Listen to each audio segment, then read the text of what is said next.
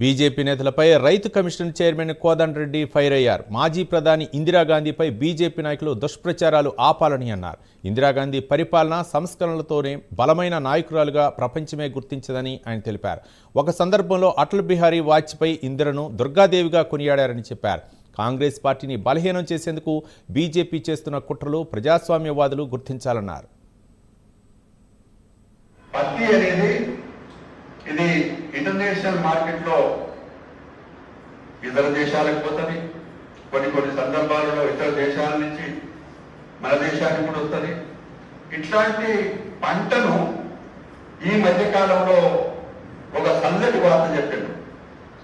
రాబోయే రోజులలో పత్తి కొనుగోలు కాటన్ కార్పొరేషన్ ఆఫ్ ఇండియా ఇక ముందు కొనదు అనే మాట కూడా చల్లటి కబురు ఒకటి చెప్పడం జరిగింది. అంటే ఈ మూడు సంఘటనలు చూస్తే 3 నల్ల చట్టాలు, మార్కెట్ల ప్రైవేటీకరణ, కాటన్ కార్పొరేషన్ ఆఫ్ ఇండియా పత్తి కొనుగోలు నుంచి తప్పుకోవడం, ఇవన్నీ చూస్తే మీరు ప్రజానికానికేమో రైతాంగానికేమో వ్యవసాయ ఆదాయాన్ని పెంచుతామంటారు.